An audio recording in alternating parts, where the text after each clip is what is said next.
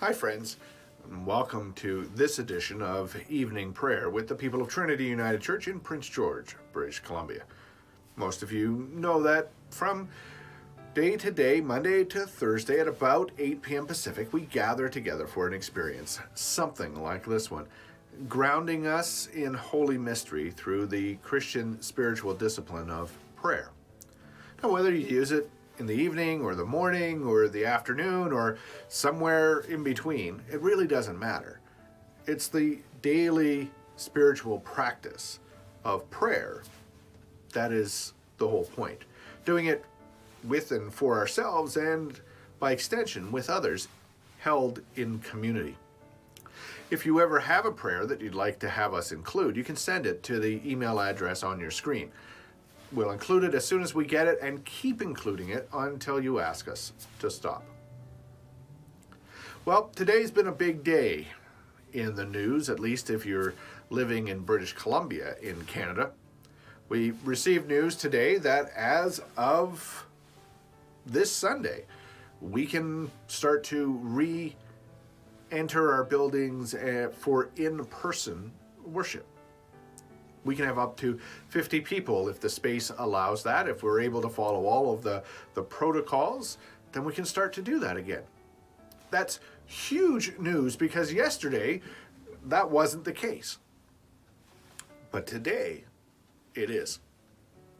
Of course, that seems to be the way the summer is going to go as we move from step 1 to step 2 to 3, and then hopefully by September into step 4. Lots of things are going to be changing pretty quickly all around us as that vaccination percentage increases within our population. Which got me to thinking, I know we've been pretty anxious to get to some post-pandemic reality. If you're anything like me and you possess even a little bit of extrovertedness, you are starved for in-person conversation, something that's not mediated by a screen. No matter how great Zoom or the other platforms are, it's not the same as being in a room with people, being able to see the body language, how they move, how they smile, how they frown, whatever it is. It's just not the same when you're not in person. And so much of what we do as Christian community is about relationships. And those are much easier to foster and nurture and create when you're in person. That's all true. And yet I'm also aware that for lots of Canadians, the restart programs that are being announced across the country aren't only a source of hope, they're also a source of anxiety. A recent study claims that about 52% of Canadians are experiencing some kind of anxiety or apprehension or concern about the various versions of restart programs that are starting to be unveiled by our political leaders. 52%. Practically, that means 1 in 2. So if there's 4 people in your household, half of them aren't sure that this is going to be that great. Or at least there's some anxiety or just caution or apprehension about what we're doing. Is it too early? Is it too much? Too fast? Too soon? What about the variants? All those kinds of questions. And so I'm aware that there's the potential here for our communities and our congregations, ours included, to become divided to a certain extent. Are you in the group that wants to rush back and get to in-person events and things as fast as we can, or are you part of the group that wants to slow things down and kind of wait a little bit? Where do you fit? The challenge, of course, is going to be that one group will say to the other group that they should be more like them. That's often the way groups work. So if you're in favor of in-person events and and moving and opening up, then the temptation is going to be, well, why are you so afraid? And if you're a part of the other group where you want to be a little more cautious, a little slower, a little more reserved, the temptation is going to be, why are you in such a hurry? Of course, none of that is really that new for human beings. We're always trying to figure out who's in which group and who thinks what or believes what, or how do we fit with who, when, and how. That's all true. My hope is that as we start to take the next step in this pandemic experience, we'll do so with more grace than we've done other things in human history. Maybe we'll hit the pause button when we're tempted to say, yes, but. And maybe we'll finally understand that we exist along a spectrum. Some of us are already saying it's too slow and not enough. And some of us are already saying it's too much too soon. And the majority of folks exist somewhere in between those two. My hope is that maybe, just maybe, we'll acknowledge the continuum. And it won't be about whether we're all in one group or all in the other group. And it won't be about the conversations between the groups. Instead, it will be about how do we continue to include everyone, to make space for everyone, to ensure everyone's safety is looked after, everyone's health is invested in, the common good becomes the priority. And so if someone shows up and wants to wear a mask, we'll go, that's great. Love your mask. Where'd you get that one? I might still want to add some to my collection. And if someone eventually is there without a mask, we won't say, you know, there are masks over there if you'd like to get one. Instead, we'll acknowledge that everybody is going to emerge from this pandemic at a slightly different rate, in a slightly different way than ourselves. And that's okay. So, stay tuned for experiences like this one. Stay tuned for experiences that we might be able to do in person. Stay tuned for worship that you can continue to enjoy from the comfort of your living room or your patio as it warms up, or your cottage, or the deck with your feet dipped in water. Or in person, joining us in our sanctuary. One way or the other, let's not forget to pause, look around, notice who's joined us, and notice who's missing. And not forget that the call of the gospel isn't to cater to any one group, but to cater to all of God's people. And so, we might wear masks. Eventually, we might not. Some of us might continue to wear masks in public for years.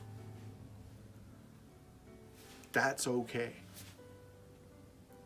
And if you're part of that 52% that are experiencing some kind of anxiety or apprehension or increased levels of a sense of caution being needed, know that you're not alone.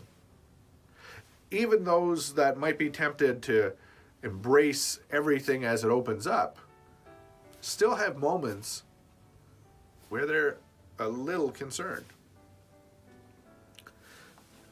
Know that that experience, that questioning, that wondering, that hesitancy, that's just your mind working through all the change that's going on around us right now. Don't give yourself a hard time for it. don't give anyone else a hard time for it. Together, let's make sure we're doing things that invest in the common good and the common health of one another. Things that invest in building up and strengthening our communities and making them more resilient. After all, that's really what walking in the way of Jesus is all about. So friends, as the world around us is about to change again, let's join together in prayer.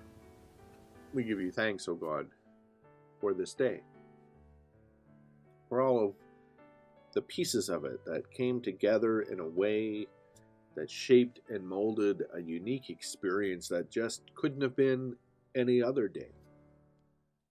This is the day that you have made.